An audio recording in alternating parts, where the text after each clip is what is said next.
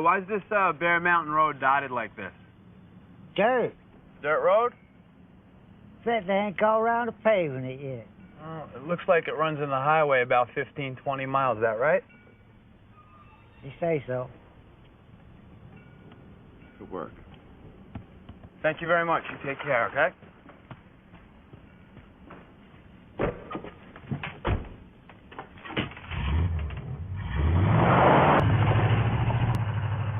You're the one going to take care.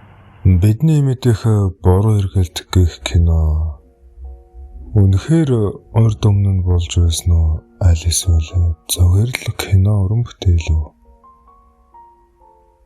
Энэхүү кинот адил төст нэгэн түүхийг та бүхэндээ хүргэе. 1958 он Америк нэгдсэн улсын Вест Виржиниа мужийн ууланд нэгэн жижиг гэр бүл амьдарч байжээ. Тэд уулуурхайн ослоос амьд үлдсэн хүмүүс байсан. Осол гарсны дараа төр засгаас зүхтаж ой дотор бүрэн тусгаарлагдсан гэдэг. Ослын дараахан тусгаан бүсийг хаасан ч зарим хүмүүс бүр төлгөө алга болсон байдаг. 11 хүн сураггүй алга болсон ч нэг ч цогцос олдоогүй юм. Харин нутгийн хүмүүс хэлэхдээ тэд үгээгүй. Зүгээр л ууланд үлдсэн гэж хэлдэг байна. Жил өнгөрөх тусам ойролцох тосгоны хүмүүс шөнө хүний харилан сонсогддог. Мал алга болдог. Ойгоос хачин мөр олсон гэх зэрэг эвгүй зүйлсийг хэлсэн байдаг. 1969 он нэг анчин өдөөлөг өгчээ. Би хүн шиг юм харсан. Гэхдээ нүүр нь хүн биш байсан.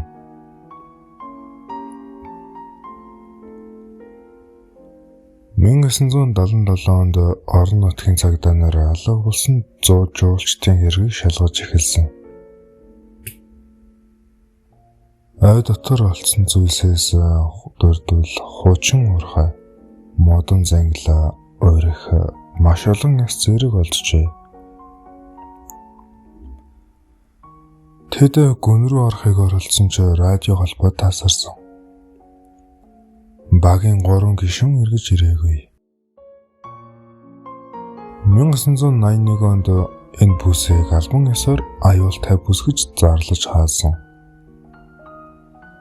Албан ёсны тайлбарлалаар зэрлэг амьтдын аюул гэж тайлбарласан ч тэдний генийн дөрөтөл олон үед амьдсан тусгаар амьдрал хүн агнах зан үйл гих зэргээр дотооддоо тайлбарлсан байдаг.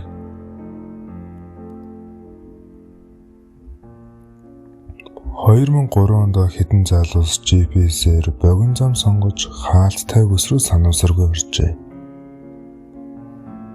Тэдний машин олдсон ч хүмүүс нь хизээч олдоогүй байна. Тухайлбал хэдэн залуус амралтын аялалд гарч богино зам сонгон ой дондуур явна. GPS тэднийг хүн бараг явдаггүй мартагдсан зам руу хөтөлнө. Эхэндээ бүх зүйл зүгээр мэт санагдана. Гэвч зам нарийсч сүлжээ тасарч улам гүнзгий болно. Удалгүй тэдний машин эвдэрч буцах аргагүй боллоо. Тусламж хайхаар ой руу орсон тэд удалгүй нэг зүйлийг ойлгодог. Тэд энэ хүү ойд ганцаараа биш гэдгийг. Айн гүнд хуучин байшин алдаж дотор нь хүний яс зэвэрсэн багаж хачин уул мөрөд байгааг хараад айдас нь бодит болж эхлэнэ. Энэ газар зүгээр нэг хаягдсан газар биш. Хэн нэгний нутгийг дэвсгэр байлаа. Шүн болоход аим шиг жинхэнэ утгаараа эхлэнэ. Сүүдэр дундаас гарч ирэх хамттайнаа хүнтэй төстэй ч хүн биш. Олон жил тусгаарлагдсан, гажсан тэд хүмүүсийг ан хийж амьд үлддэг байв.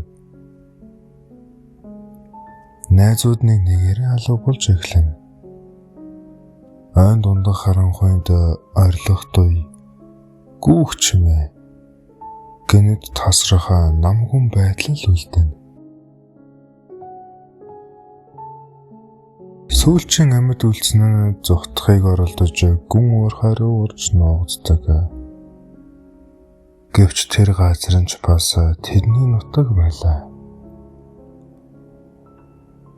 Өглөө боломгцсан цагдаа нар зөвхөн хоосон машин л олдог. Ямар ч уул мөргүй мэт боловч ой дотор хоёр өөр төрлийн мөр үлдсэн байдаг. Нэг нь хүнийх, нөгөөх нь тайлбарлах аргагүй.